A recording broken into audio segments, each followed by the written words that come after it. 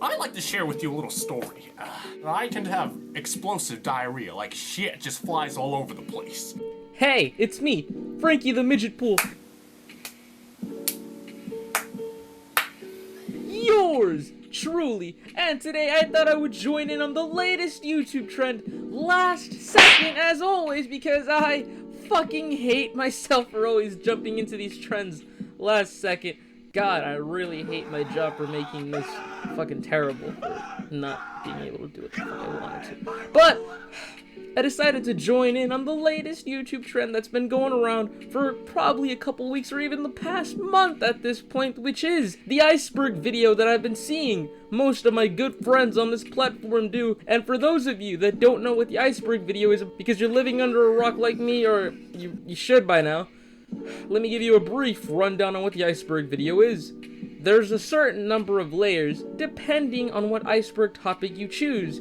Now, like an iceberg, the top is what you can see, but once you reach the surface and start going deeper, deeper, and deeper, the more obscure a topic will be. So if you decided to do the fucking horror movie Iceberg like everyone and their fucking mothers that I keep seeing out there, you're probably gonna want to gouge out your fucking eyes and rethink what you just watched, because most of those movies on there are just disgusting pieces of shit. But thankfully, the Reddit user, the Gum Official, wow, I'm really on fucking Reddit at this point, I really need to fucking blow my brains out. But anywho, thanks to Reddit user, the Gum Official, they made a post that garnered my attention. One topic on the artist that I love, that was a former creator on this platform, and that is the man that we all know today as Joji, the creator of sad boy music, the god himself. I will be covering a lot of his earlier works as well, so if you see pink eye here and there, that is the best that I could do. You might even see some of his SoundCloud days. You just gotta watch this Iceberg video with me, because holy shit, I don't know what the fuck I got myself into, and I don't know how long this is gonna fucking be, so please, relax, watch this shit while you're gaming, watch this shit while you're jerking off for all I fucking care, watch this shit while you're sacrificing chickens to the Dark Lord Chin Chin himself if you have to. But anywho, let's get this video rolling. Sanctuary takes the spot in this video, and now, while some of you may disagree with me and even say, Frankie, what about Slow Dancing in the Dark? Shouldn't that be on the top of this iceberg? And while yes, I would agree with you there, Sanctuary takes the spot here. You see, I did my research on Sanctuary. While not everyone may love it as Slow Dancing in the Dark and other hits, Sanctuary went a little bit more mainstream than Slow Dancing in the Dark did, and got a lot more radio time than Slow Dancing in the Dark. But no disrespect to that beautiful song by Joji, as well as Slow Dancing in the Dark took Spotify charts in the same week that it came out.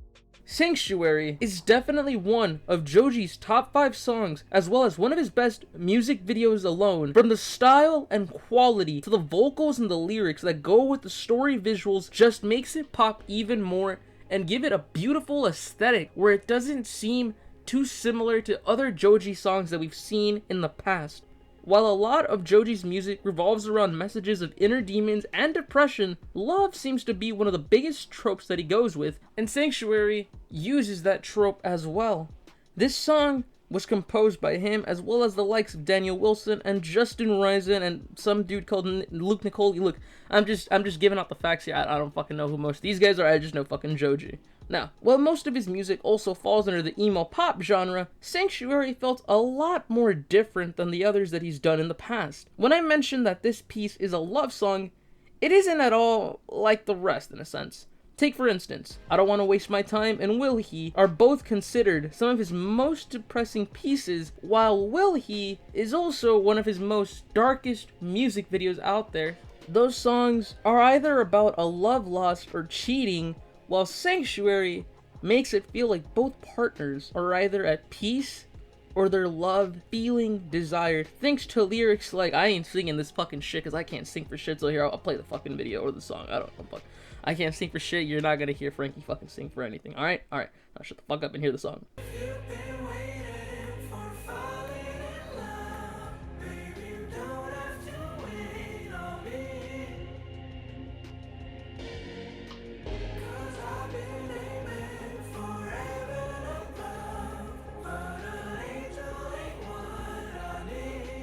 Joji in the song feels like the love he's received from his partner has fulfilled him, or even vice versa, as they now accept the love that they've both given one another. The song sparked a lot of rumors or possible meanings in the Reddit community and the Joji community, and thanks to Reddit users like Ketchup, they came up with explanations or meanings of the song, resulting in a relationship that either starts off great, but ends up going downhill as one or both partners starts to feel different and they start going their separate ways, becoming lonely, only for the other to try and rekindle their love once more and making it better than ever before, and this time, they're both happy, but the relationship will actually last instead of falling apart. Before we go, I'd like to mention some fun facts about Sanctuary that aren't mentioned in this Iceberg or won't be mentioned later on because I'm probably gonna forget. Sanctuary is one of Joji's songs that's more lo-fi styled than others, and if you don't know what lo-fi is, you're living under a fucking rock. You just look at lo-fi chill beats for all I fucking care. Sanctuary was played during an episode of Cold Ones with Anything for Views and Max Mofo. Hi, remember these guys? You don't remember these legends? You don't remember the great Filthy Frank days, my dude? Ah, man. If I could just... I would give my left nut to just live in 2016 and watch these legends with their creative adult videos, and by that, Deadly Twister. I'm going off topic. In an episode of Cold Ones that featured both the host Anything for Views and his guest Maximo Foe, they start to get drunk and start listening to Joji's song Sanctuary and start to tear up, with one YouTube comment suggesting that they're both remembering their old days of all of them being friends with the likes of iDubbbz and Joji, just hanging out, being at peace within the glorious days of before they started to drift apart from one another.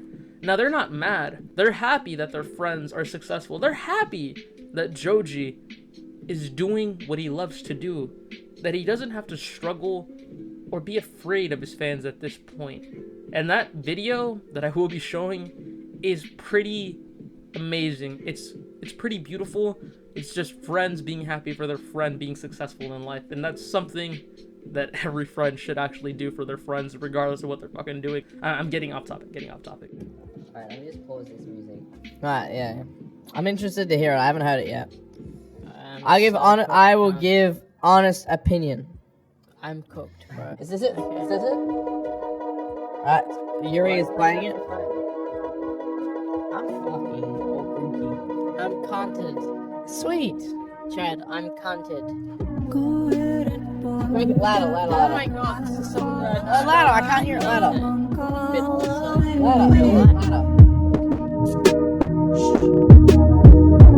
Motel halls, neon walls. When night falls, I am your escape. When you lay alone, like something I wanted to feel. If you've been waiting for falling, I love this. maybe you don't have to wait on me. Joji doesn't have a song or album called fucking Heavy Hitters, but I need to be creative with these titles because I didn't mention, but the Reddit user, the Gum Official, didn't exactly structure this fucking iceberg for me and give me any titles, just put the fucking songs all over one another, not labeling anything at fucking all. I love you, but I fucking hate you. I want to sacrifice you to fucking Chin Chin to regain my chromosomes after this fucking video. But anywho, you know what I'm going on. Heavy Hitters. We'll start off with the first one being Run, then work our way down towards Ballads 1, one of my favorite albums that Joji ever put out that was met with mixed reception, most of it being bad, but most of it actually being really, really good. Now, Run is one of the many songs released from Joji's album Nectar, one of his last albums that came out that was met with super great criticism that I'll be mentioning later on in this video. Run ended up being one of Nectar's most successful songs to come out, since it would also reach number 68 on Billboard charts 100 in the exact week that it came out. Though it was released on February 6, 2020 through the label that we all know, Idiot Rising, the song didn't make an official debut on TV until March 2nd, 2020 on the Dumbass Tonight Show with Jimmy Fallon. Yeah, fuck you. I don't know. Joji wrote Run alongside both Daniel Wilson and Justin Parker. Run uses a lot of Joji's formula that we know being the gloomy aesthetic and the sad boy tone, but Run adds something new. Now, Joji does use R&B here and there, but this is really, really dark R&B, like, not to an extent like creepy dark R&B, but just like a depressing R&B music, and I'll explain as we go. The single feels similar to a lot of older Joji songs from ballads one like Wanted You, thanks to using guitar solos, riffs, however the fuck you call it, for being just a little bit different, just using guitar riffs and solos in areas that we didn't know we actually needed. Whereas other songs about his old relationships go on about wanting to get back, not getting over them, or even cheating, Run offered a past tense take on the recent relationship that he was just in. He tries to run from his feelings soon after finding out his ex is with someone else, asked to not hurt himself, but ends up doing so in the process. Thanks to the music video for capturing the scenes and the emotions to help picture what he wanted, the video shows Joji running in a limo designed as a train where everyone inside is partying, having fun, although he's running, trying to get out.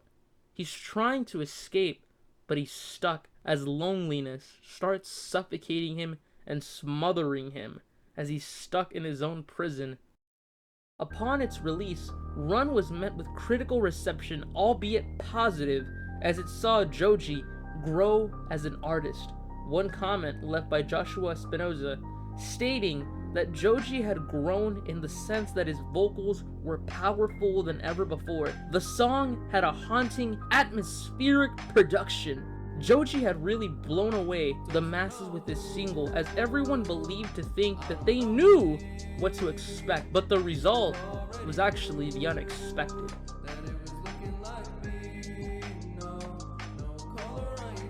Ballads 1 was the second album that Joji had released through Empire at the time, now known as Idiot Rising, and Idiot Rising would also drop albums like In Tongues and Pink Season after he joined. This would also be where Joji would drop his alter ego Pink Eye, as we would see him here and there through Idiot Rising remixes or his past album tracks like The Prophecy and some others. The most memorable tracks of this album being Slow Dancing in the Dark, Attention, Test Drive, Can't Get Over You, and Yeah Right, I can't fucking sing. The album would reach number 3 in Billboard 200, but was met with mixed reception. Ballads would also see Joji branching out and collaborating with other up-and-coming artists or artists that were already there, most of which I really hate, such as Trippie Redd and some others, but this really did help Joji in some way, shape, or form to keep growing in the music industry. Although this was the first album that Joji was evolving more and trying to make his music better, he was met with mixed critics, one of the biggest being the bald man with the porn stash or pedo stash, however you want to fucking see it, that reviews on YouTube, that is the man Anthony Fantano. Let me say this before I get into the topic of Anthony Fantano. You can like him, he has his opinions, much like we do on movies, video games, and whatever, but he was just a little bit too harsh in some ways. Or not too harsh, but he could have given Ballads 1 a better score than it actually got, because I agree with him on In Tongues, and I'll mention In Tongues later on when it's in this layer, but Fantano sometimes hits, and then Fantano, a lot of the times, is mostly a miss, and if you don't believe me, look at how he reviewed The Weeknd's House of Balloons, which is a really good song. But with Ballads 1, I did have to agree with him on some of his opinions, saying that some of the vocals were off, or sometimes it would feel awkward in some ways with some of the songs, like I think is Attention or XNXX. But even then, if you go more deep into Ballads 1 and realize what Joji was going for, you're gonna understand why a lot of the song feels weird and awkward, since it's Joji showing himself being vulnerable to his audience. That's why his vocals are so fucked up. He fucks up most of the time in there, because Ballads 1 is a druggy album. or as we would paint it out to be because of the way that it's formed. It's his most vulnerable album that he's ever made since the likes of In Tongues. And giving it a 5 or a 6 wasn't the best. I could have given it maybe like a 6.5 or a 7, since a lot of the Fantano fans themselves did get a little bit of annoyed, and a lot of Joji fans did get really annoyed that it got a really low score. But again, that's Anthony Fantano's opinion. I got my opinion. I would give that bitch a fucking 7 if I had to. To those of you that are still here, I apologize for how wonky this Iceberg video is. I wish I could have done a better job, but you get me you get a discount. Not even a discount. You just get a knockoff YouTuber at this point. Anywho, though, I'll attempt my best to continue on with what's given. On our third layer, we have the likes of Pretty Boy, one of Joji's more 80s retro music videos with a weird presentation that is actually one of his best in the Nectar album, aside from other works such as Gimme Love, Run, and Ew or Like You Do. This layer will also feature his first official EP In Tongues, and let's not forget the legend himself, Pink Guy, for dropping the best album Pink Season, Pretty Boy. Pretty Boy, like I said, is one of Joji's weird music videos that feels in a way inspired by Joji's alter ego Filthy Frank, and I could be wrong, but again, this is just me giving my thoughts. This is what I'm thinking, since most of his music is really up for interpretation, whereas some, you already kind of know what it's going to be about. Anywho though, Pretty Boy is really good, but it's also very, very weird just by the way it's done. It feels so weird and out of place, yet it works with the beats and the flow. Pretty Boy is one of Joji's many songs that falls under the alternative genre that was received well, but if you're not a fan of Lil Yachty, much like I am and most mumble rappers that can't sing for shit or rap for shit at all, you're not gonna really like it as much, or you will, but it is a very divisive song as he plays a part in it, and it just kind of taints it, it ruins it, at least for me. If you enjoy it, that's cool. I'm not gonna give you shit for it, but one thing that stood out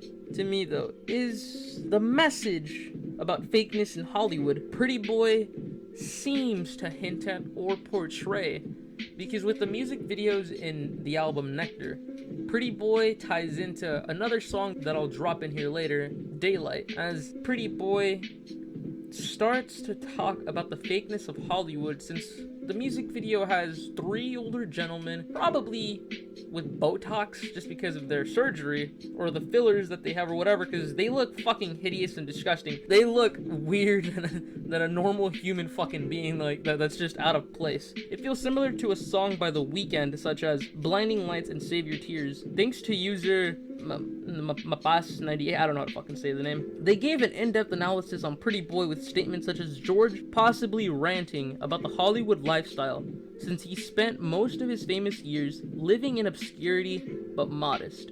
He got to see Hollywood for what it really was and how much of a sham it really is, with lyrics like Can't Hear Me Cry or See No Tears has a deep meaning, as in Hollywood nobody really knows who to trust, who to talk to or ask for help, since everyone is just living their reality instead of facing reality. If you can remember what happened to Britney Spears during her painful moments in Hollywood, she did have that one moment in her life where not everyone took it serious and everyone thought it was just up for something, but she blew up and it just caused so much shit to happen for her. And in Pretty Boy, it has to deal with the self-destruction of someone in a sense too, because everyone needs help, but once you're in Hollywood, the way that the lifestyle is there, you really don't know who to trust since everyone in Hollywood is fake. Nectar.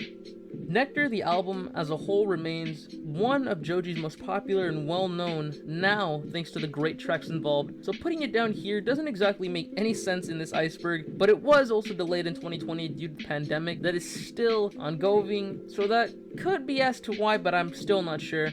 But Nectar managed to climb Billboard 200 and place 3rd, as well as in different spots in both Australia and Canada. Nectar was met with positive reception upon its release, as it's described as Joji's best album yet, as many critics believe that he improved himself. Nectar also has tons of collaboration with the likes of Bene, I don't know how to fucking say their name, Lil Yachty, like I said, of course, Diplo, Omar Apollo, Yves Tumor, and Ray Brown. I don't know most of these fucking guys, alright? I really fucking don't. Pretty Boy, like I mentioned earlier, is one of Joji's weirdest tracks and a favorite of mine, but could have been a little bit better without Yachty, like I said. Diplo, being involved in Daylight, was met with mixed receptions as it was thought to be too poppy since most of Joji's music revolves around the R&B, lo-fi, and emo pop alternative scene, but it was still met with good reception regardless. Like, people love it regardless. This album also watches Joji shine as he's improved as an artist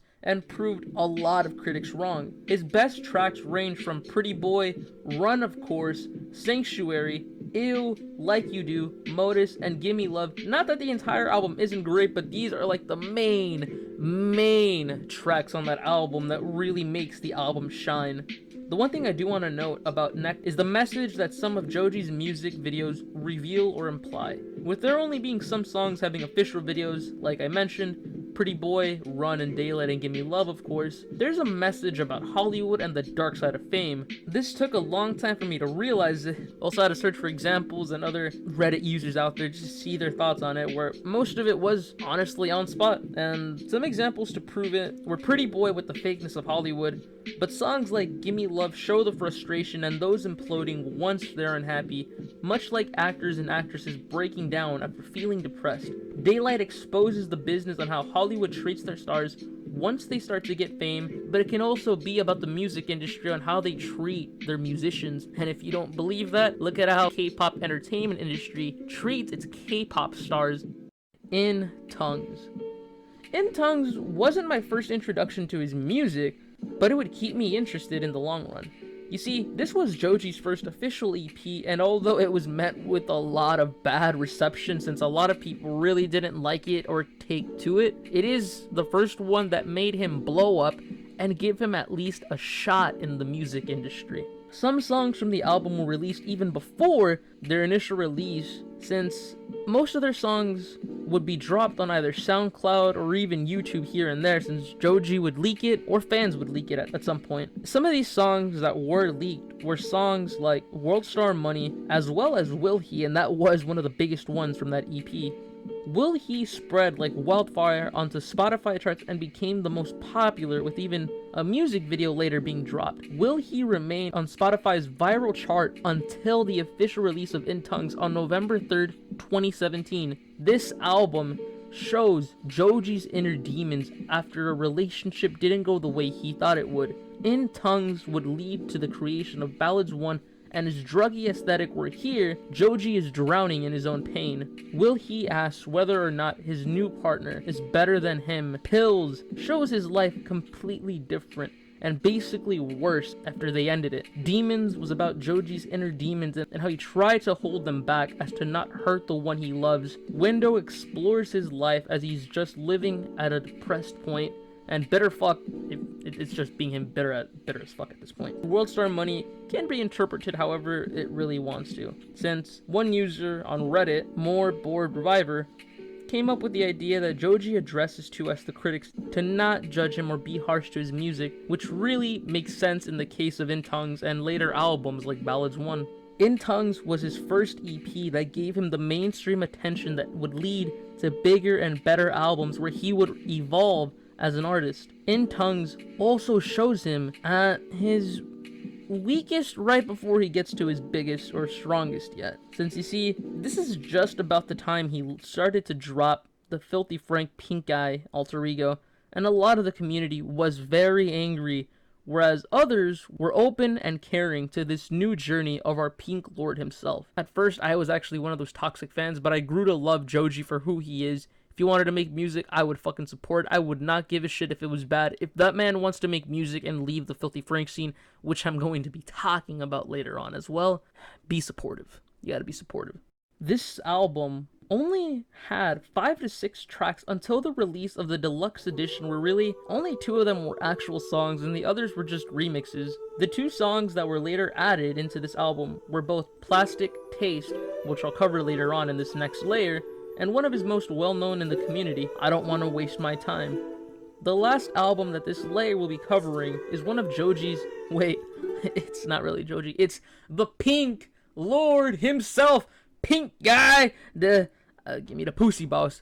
This is gonna be on Pink Season, the best album Joji or Filthy Frank could ever fucking drop.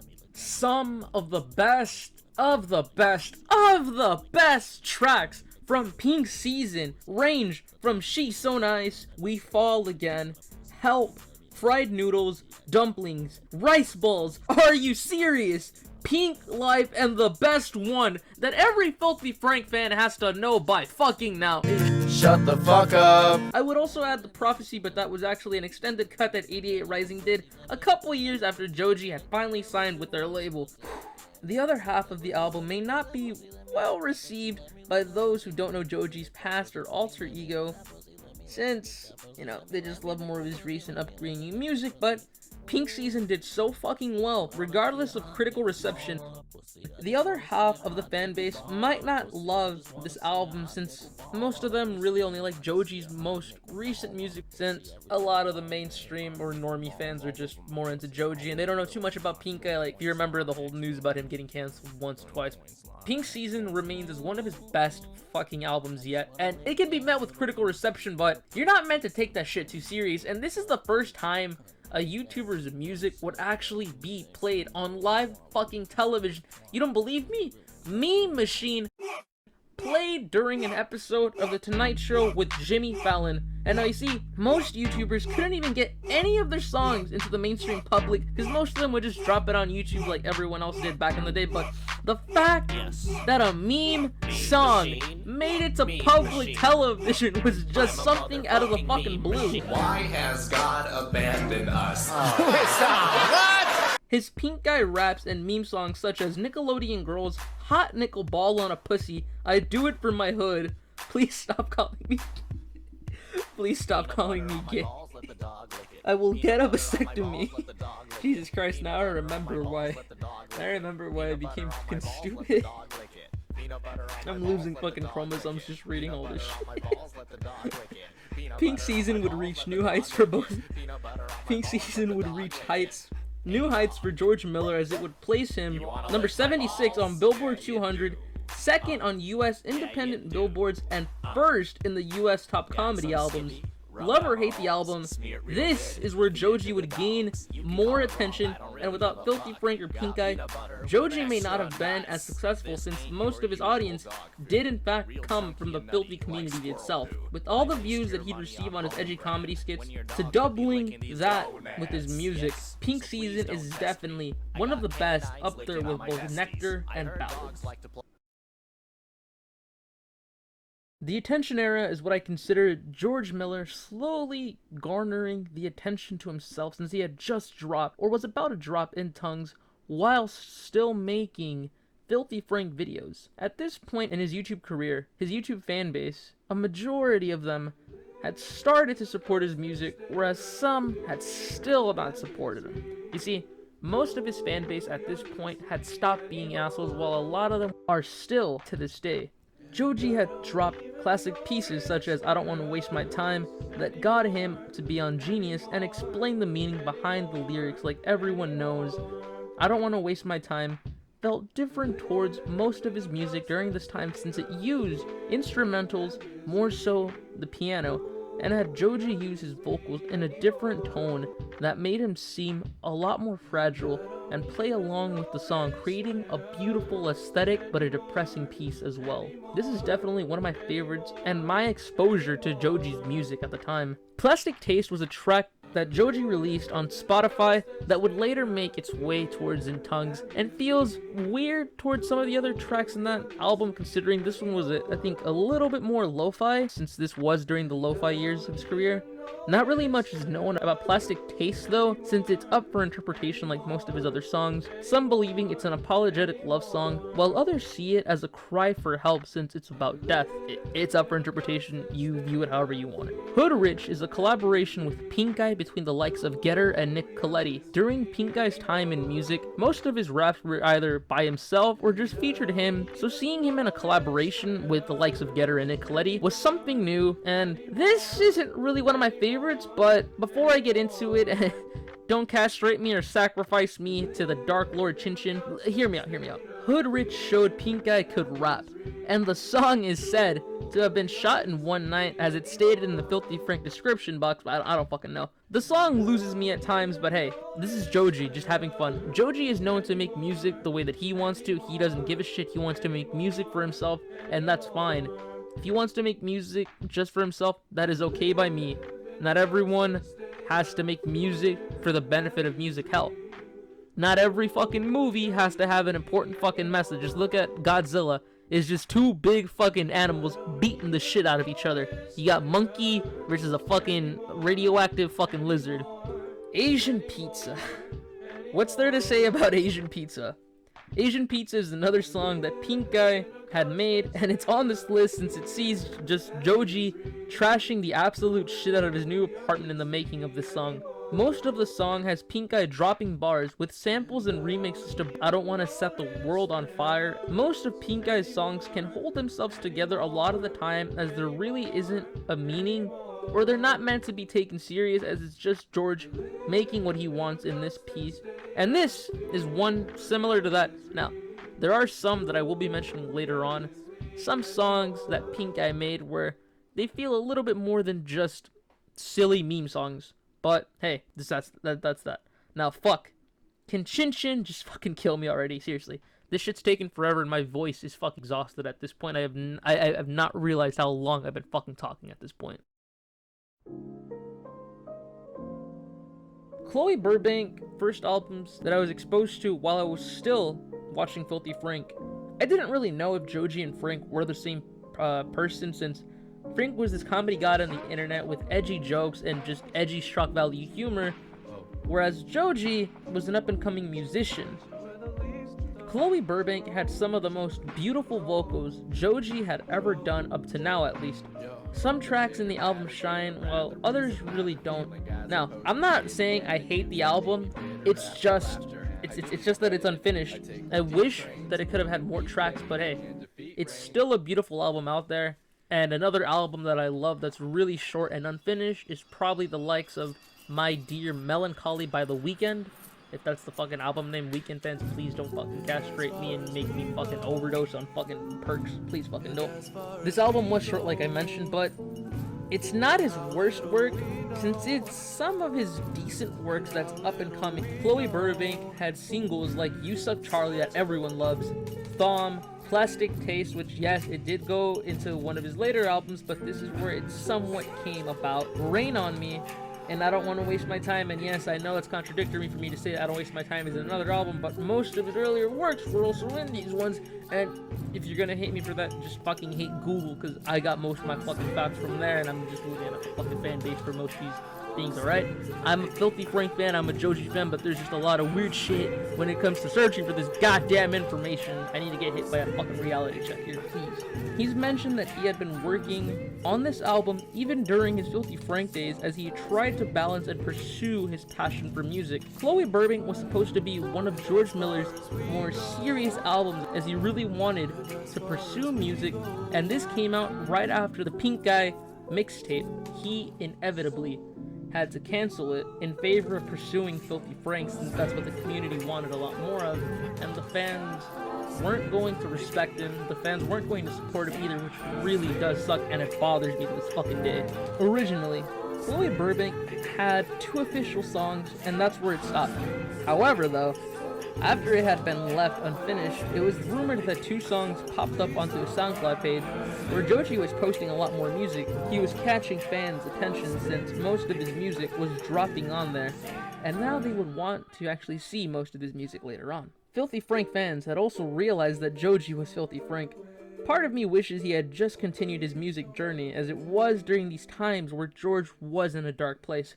For those of you that don't know, he had constant pain, seizures, and the fandom was just toxic, and they put his music career on hold. And it's also why Chloe Burbank is one of his shortest albums yet. Had he continued, though, by God, what the fuck could that album been? It would have probably been a masterpiece or something. It would have been one of his best ones in his earlier years. I really wish he had a lot of the self-confidence he has now, though, because, my God, if he had finished Chloe Burbank, that would have been one of the best albums yet. It could have been one of his worst, but hey, It's just him growing as an artist. One of the many reasons as to Chloe Burbank also being short, aside from his music career at the time, was due to the fact of the internet at that time as well. If you remember the Hot Ones interview he had with Sean Evans, Joji states that the state of the internet during his time in his Filthy Frank years, it was completely different than it is now. Yeah, it was harsh. It's harsher now, but even then for him, a lot of pressure was on him, and his fans were the most toxic pieces of shit at that time as well. And that inevitably led to Chloe Burbank being his most shortest album yet. Once 88 Rising picked up Joji for their label, Chloe Burbank would end up adding more tracks, and it's rumored that the album is technically unofficial, and it's something to think about. Rain on Me is a weird story. Much like Chloe Burbank and most of his SoundCloud music, it wasn't released in its full form. Instead, we would get another Joji SoundCloud track that, when released, received attention similar to I Don't Want to Waste My Time and other unreleased songs from SoundCloud popping out left and right on YouTube. This is also due to the fact that in this moment of George's career, he'd already been working with 88 Rising and had also been dropping songs on their official YouTube channel. He'd slowly been planting the seeds about leaving Filthy Frank and pursuing music once he'd worked with 88 Rising. Rain on Me was released in 2017 and was one of the many SoundCloud songs he put out. Rain on Me is definitely one of my favorites. It just holds a special place for me. The beats, the flow, everything about it just works so well. I really wish he'd have released a full project on it. It's time to get hit by a reality check, as of right now, this next layer and these next layers are shit that I never knew he would actually put out, or even did put out. So let's get right into layer 6. We are nearly at the bottom of the iceberg, ladies and gentlemen. Gentlemen, lycras, and every other being alike. This iceberg is nearly over. Now, to start us off, I'll go in depth with Joji's unreleased song, Love Us Again. Love Us Again is one of Joji's old songs that was leaked and confirmed by 88 Rising that it was a reference track that Joji had created for another artist to use. With beautiful lyrics, vocals, and rhythm, it just saddens me that we'll never get this song aside from it being on YouTube, of course. And by that, I mean that we'll never get the song by him officially.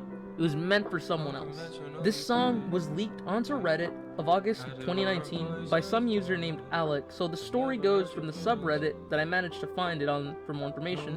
Most of the comments mention that the original person who leaked it, the person being Alec, had watermarked the original clip and memes started popping up left and right. 88 Rising wasn't too happy to hear about this though, and some of the leaks were being taken down as well. But now, the unreleased song made its way back to YouTube and can be heard by every man, woman, lycra, or filthy person alike. Love Us Again is quite depressing, as it's a song about Joji feeling like he's not the right guy or type for the person that he's falling for, making the song feel more heartbreaking, yet soothing and helpful, as it sort of feels like a song that can help others relate to a certain situation.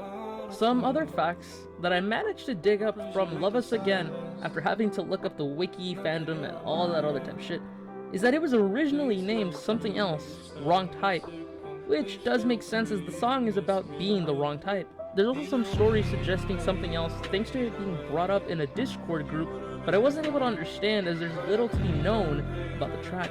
What I do know though, thanks to Wiki Fandom, is that in some ways it feels similar to Ballads' Attention and bears a hell of a lot of similarities to Joji's Yeah Right, as they all deal with either wanting love or not getting the love they deserve, or feel like they're better off.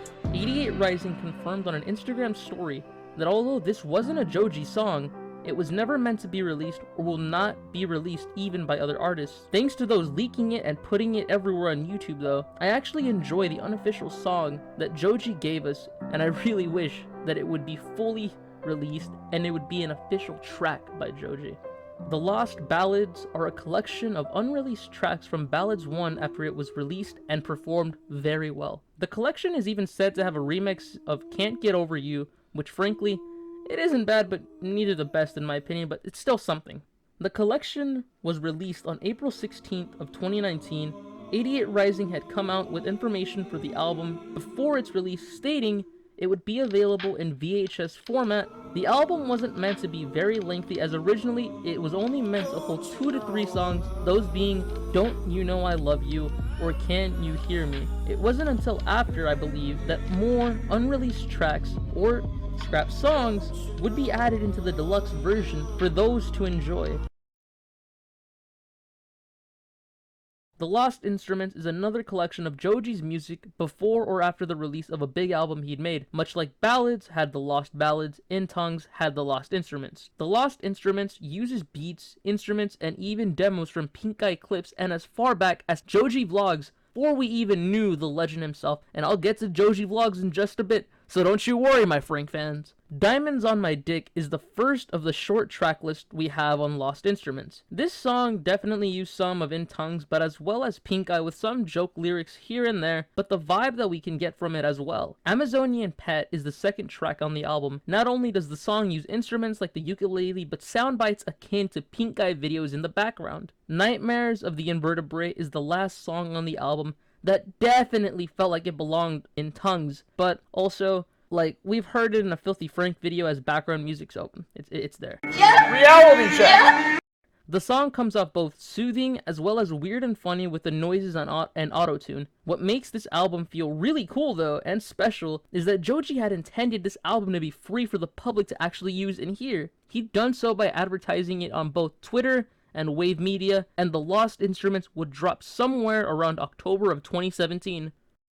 Some random features that I was able to find was Joji was a part of were the likes of working with Lil Yachty, Trippie Redd, and others in Idiot Rising, the old days where he worked alongside the likes of Getter, and as well as Clams Casino. Some of his best features or collabs that Joji had been a part of were also the one and only Rich Chigga, how I know him as, better known as Rich Brian.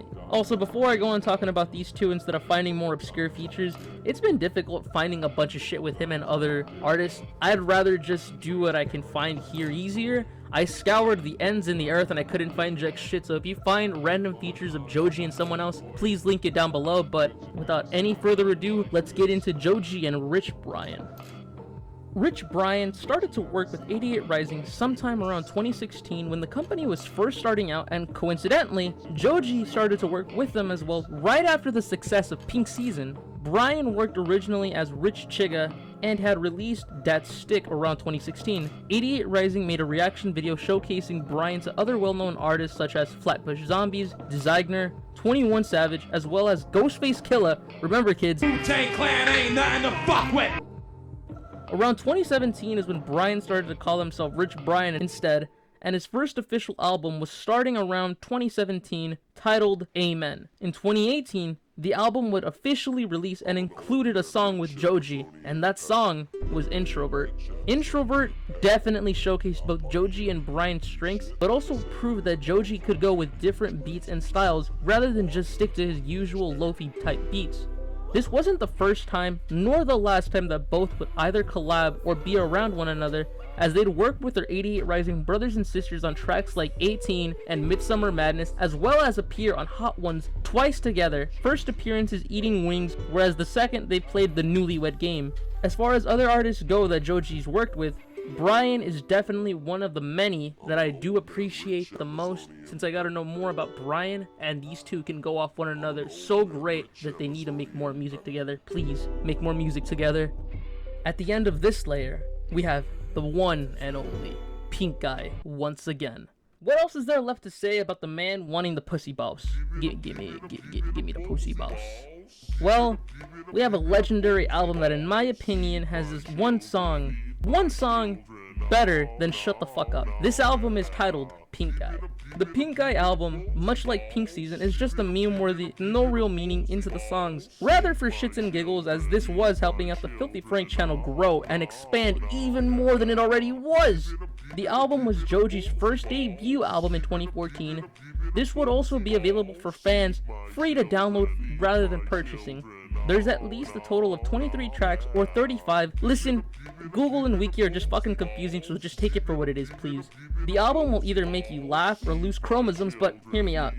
What I can add is that even though that this is a joke album, George does show his rapping skills here, and this album definitely helped out not just his music career, but YouTube even better. If there's one thing that I'd like to take away from this before I can even like get to the next layer, is that I'll never forget these words from Pink Eye. Bitches ain't shit but hoes and tricks. Lick on these nuts and suck the dick. Now my ass is bleeding, ass is bleeding, ass is. Break dance.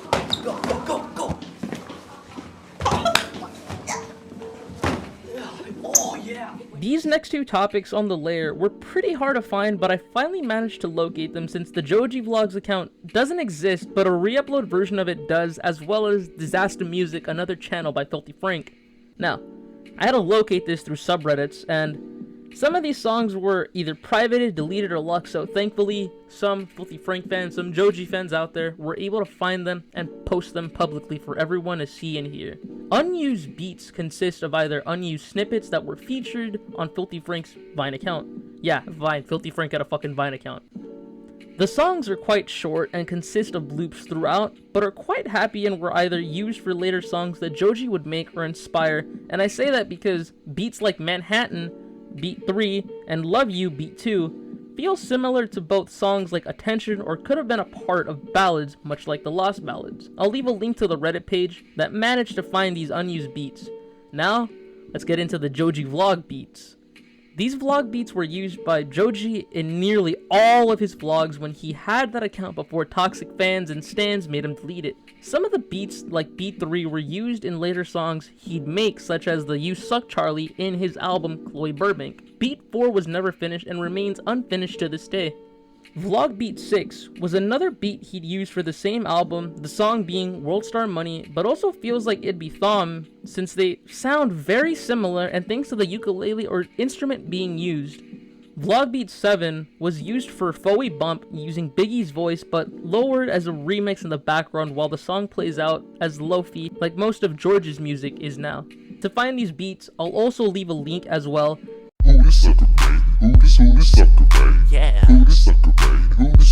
We've made it to the final layer, and if you haven't already lost your sanity yet, I'll pat you on the back and kiss you, but if you have, well, it looks like you're the sucker main. Who's the Sucker Main is one of Filthy Frank's old songs and could potentially be the first, but all the lore is lost in translation as George had deleted it. Who's the Sucker Main features characters like Chin Chin, Salamander Man, and Safari Man. Rather than Pink Eye rapping, however, Chin Chin did it instead, and could technically be the reason why the video was deleted, as George could have possibly wanted the lore to make more sense and not ruin it or mess with it, since Chin Chin in the videos was much more different than the one we get in the music video. The song uses autotune here and there as George's voice goes higher for the gags, and the beats were actually pretty fucking good. Who's the Sucker is also part of the Pink Eye album before or after more songs were actually added to it. What makes this more interesting is that Fantano reviewed the album unbiasedly and was actually offended. It wasn't offensive in his ways. Something along those lines at least. The track was released onto the main channel but was then taken down and privated and would instead be re-uploaded to his other channel, Disaster Music. This was around 2012, the early years of the Filthy Frank show before it was really popping off, and it was meant to be used in an episode 2.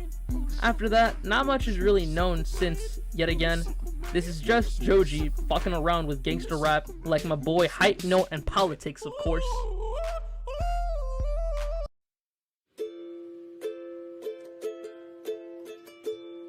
Before I end this iceberg, I just need to talk about some things. I gotta get something off my chest. Now, this isn't gonna be bad. I just feel like I need to end this video more of me talking towards the camera instead of just reading my script, memorizing everything, and I need to get this out there, because this was a special project for me. However you see it, whether it being good or just a piece of shit video that I did, I need to end it the way that I feel like I'm more comfortable with, and the best way possible to end this video with.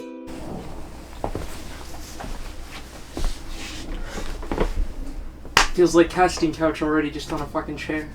Anywho, it's me, Frankie the Midget Pool, yours, of course, or as Aviator Man wants me to say it from now on, yours truly. And finally I got the fucking Iceberg video out. I've been struggling with it because work has been taking a fucking toll on me lately and I haven't been able to do jack shit. My microphone stand, if you guys haven't been seeing my fucking tweets, which really, why would you see my tweets? Like, I don't know what the fuck to do on there. I feel like an old man just using fucking Facebook on there half the fucking time, but my microphone stand recently broke and it's been a pain to even record at this point. Surprisingly, I was able to get this bitch out and just do whatever at this point. What the fuck am I even watching over here? I'm just watching some random guy.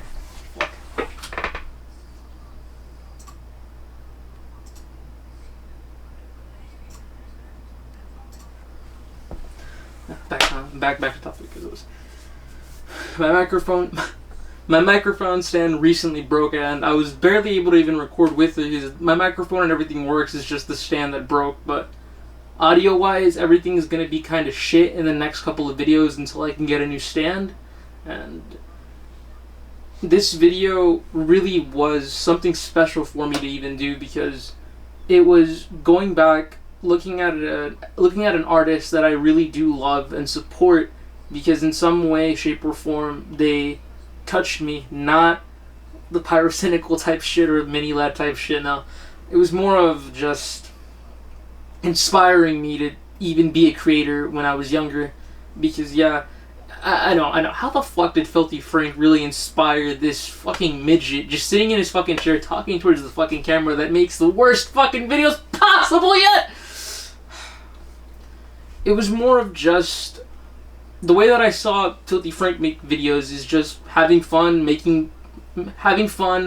recording it for shits and giggles, and that's technically how my channel started. If we go back to the days of the cringeverse, the days where I can't record for jack shit, and it was some of the most terrible videos I've ever made until my friend Aviator Man, I'll get to you shortly. But it was more in the sense that we didn't really care how bad it was. It was just me and my friends having fun. Those friends being Adon Zavala, my thumbnail artist, Detective Darby, Raziel Magana, of course, Yanni Muniz, who played what the fuck was his name? Booze, Lit Gear. I don't fucking know. We just made bootleg characters at that point, but you get the drift. It was just us having fun in the way that old YouTube was for us, where if you saw a YouTube video back then, or if you wanted to make a YouTube video, it really wasn't meant to be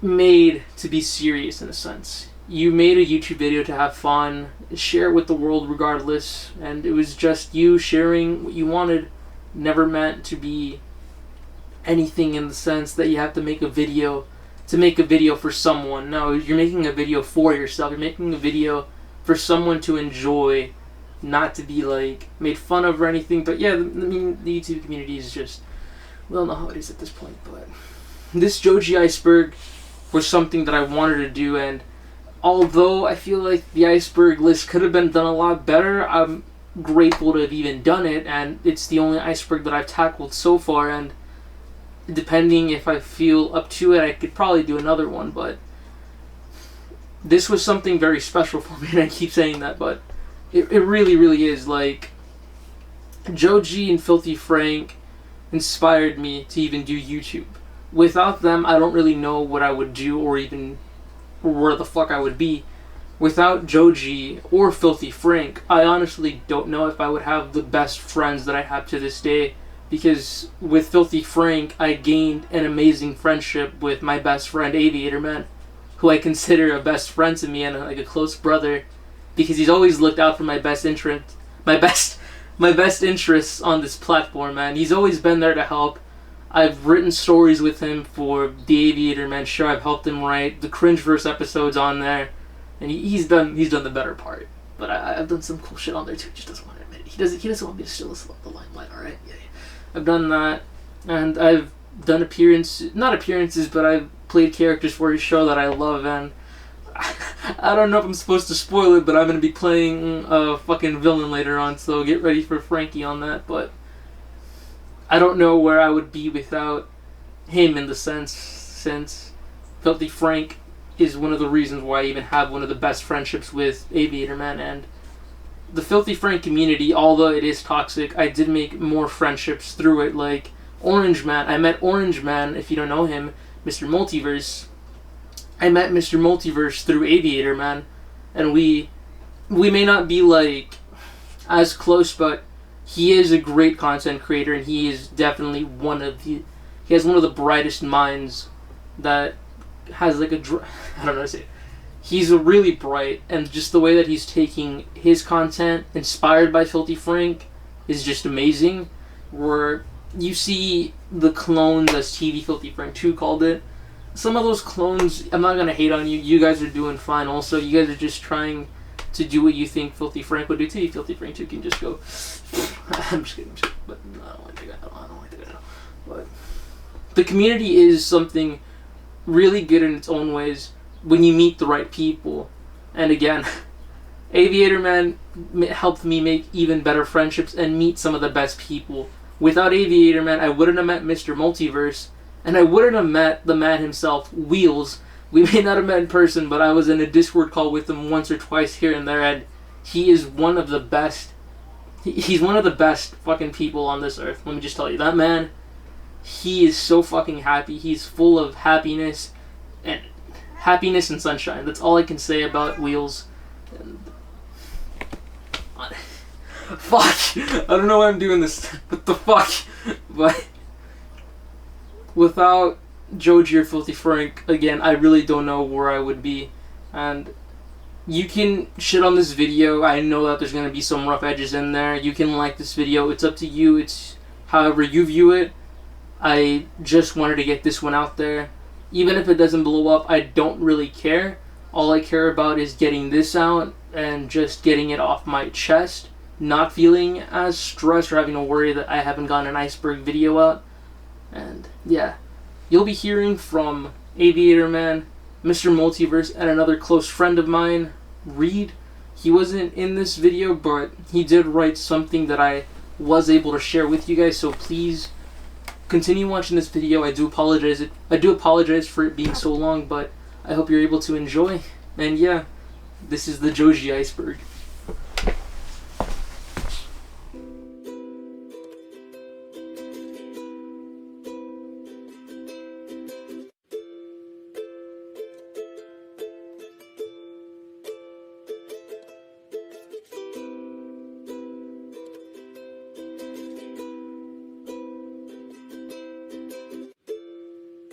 So Frankie the Midget decided to ask me what I think about Joji's music. He really shouldn't have, because it's horrible. I can't even begin to express the immense levels of emo depression you gotta comprehend just to listen to his music. It started with Chloe Burbank, and no one liked that. And then he made Ballads 1, and people didn't even like that. And then it cratered at Nectar. Just rip Joji's career, guys. It's over for him. He's done.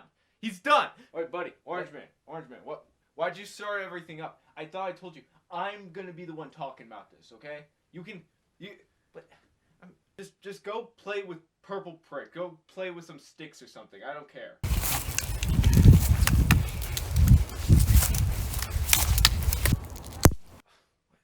Fine, whatever.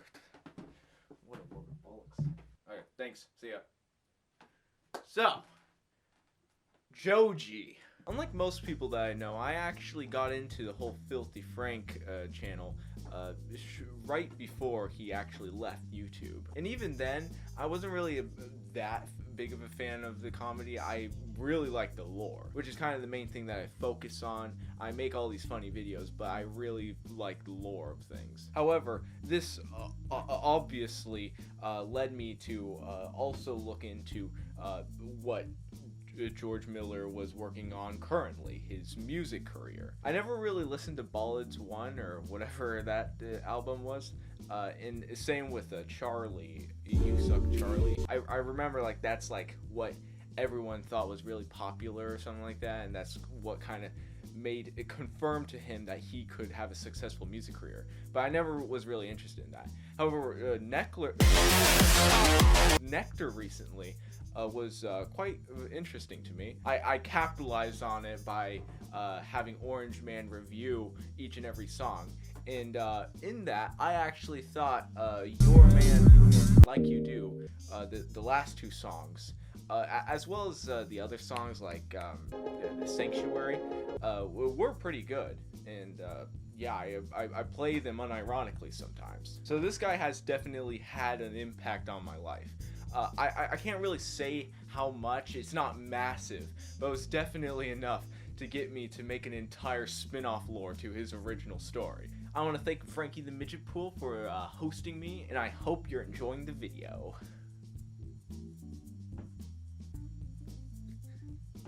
I'm gonna go play with some sticks with Orange Man and Purple Braid.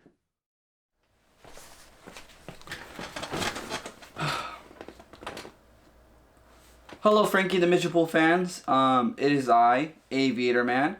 For this little segment, I'm gonna be speaking somewhat truthfully, to an extent. I'm gonna speak as myself, David, and I'm gonna be explaining how Filthy Frank has played a huge factor in my life. So we kind of start from the beginning. Filthy Frank I kind of met Filthy Frank from my younger brother. Yeah. Surprisingly, I was the older brother who didn't really know all what's going on the internet. I was kind of like a normie on the internet when I was younger. But when I seen Filthy Frank, it was due to my little brother. He was showing me these Filthy Frank videos, and I thought these were like, at first I thought these were weird because I never really understood it until I took the time to really sit and watch what was being presented to me. And eventually I loved that. I ate up everything that Filthy Frank presented, and I adored it. I genuinely liked his content. But yeah, Filthy Frank, he's been a huge staple to who I am today. I started watching Filthy Frank again when I was 16 to 17, and I got into Filthy Frank kind of pretty late. He was around the time where he was about ending his channel. It was around that time. He was about to end his channel within a couple of videos. I started when he made that Pink Prophecy video a while ago, but that's the first videos I've seen, and then I started going down the rabbit hole. I figured out he had other channels like Disaster Music and I think a second Filthy Frank channel from what I remember, but Filthy Frank, like I said, he has shaped my humor. He shaped the way I think about people a lot, and that was a good but also a bad thing at the time because Filthy Frank did shape me to have this very, very disgusting, toxic behavior, in my opinion, and it does show with a lot of audience that have watched Filthy Frank to have a toxic fan base, and I am a part of that problem as well. I did have a toxic behavior towards people, and it did show into school where I was very much an asshole, in my opinion. I was very, very negative how I thought about people, and like I said, he was a good and bad thing, because I'll get to the good part in a bit, but at first he was a bad part. For me, I didn't know it at the time. I thought Filthy Frank was top tier. Like, if you think Filthy Frank is wrong, you're fucking stupid. And basically, you are stupid if you think he is wrong with a lot of his points, because again, it's satirical and it's irony. It's not to be taken seriously at all. I mean, some points are semi-valid, but you're not supposed to take these points to a high pedestal at all. But now the good parts is I grew to learn that the things that I've done were wrong, and I eventually stopped that behavior entirely, and I've looked at Filthy Frank in another aspect, and I've learned the perspective of irony, because I didn't really take irony with the, I guess, like I said, I didn't take irony to a huge point in my life. Irony was not really I didn't really know what irony was at that time, and luckily I did, because if I didn't, I still would have been the huge fucking douchebag I was in high school. And luckily I've grown to be a much better person, a much more caring person. The racist remarks that I've made when I was younger, a lot of homophobic things I've done when I was younger, and I'm not homophobic, I'm just saying when I was younger I've learned to grow, because, like, again, these things can shape you to think a certain way, and it takes you time to learn that things you've done and things you've watched can be wrong at the time. And it's crazy that how much of a joke can really, like a joking channel like Filthy Frank, can really shape how you think and how you act a lot of the times. But yeah, eventually, Filthy Frank started going into music, which I wasn't really familiar with, but I did know he made music, of course, under the name of Joji. When he did make that transition, he finished his channel. I was part of actually that fan base that was very disapproving of him switching to Joji. And I do regret it. I do regret being part of the negative, toxic fan base, and of course, I do regret that shit. And it sucks because his fan base does still show in his comments saying, like, oh, you remember when Joji ate a Haircake, blah blah blah. It's sad. It saddens me to know that the Filthy Frank fan base won't let Joji go. It won't let Filthy Frank go, And I hate that. I hate that I was part of that fan base wanting just Filthy Frank and not Joji, not letting Joji be his own person, be happy. And I'm glad I've grown, and I'm glad Joji, I'm glad where he is right now. And I love his music. Of course, there's some music I'm not gonna like a lot because some of it does sound the same in my opinion. But I like Joji, and I'm a huge fan of Joji, and I am honestly, I'm excited to see what Joji's gonna do in the future.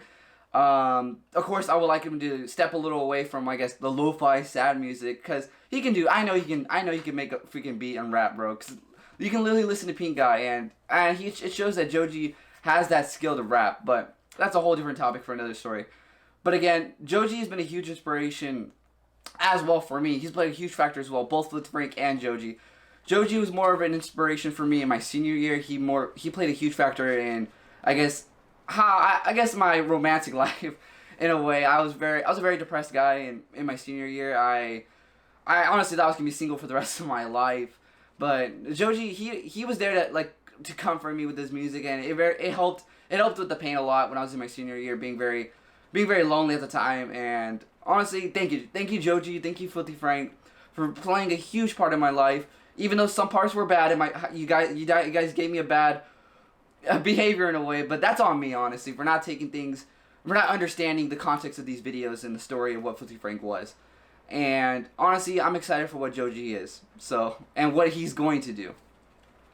And that's the end of this segment. Bye.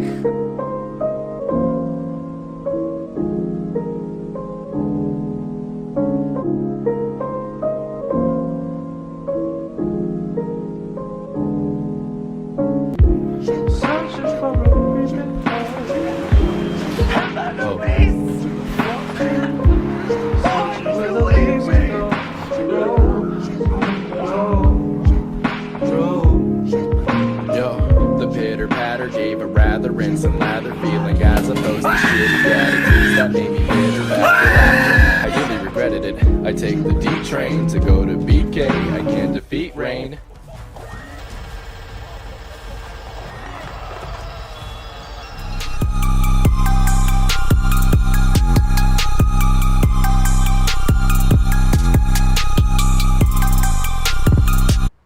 Fuck out of here, boy. Get that weak shit out of here. Stuff occurred my ass, nigga. Get the fuck out of here, man.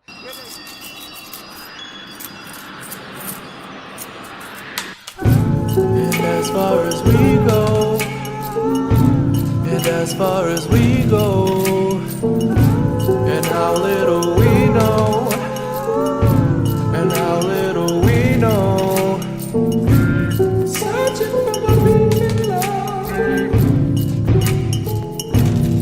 Nabbit, it's happening! Here we go! Mama! Mama! Mama!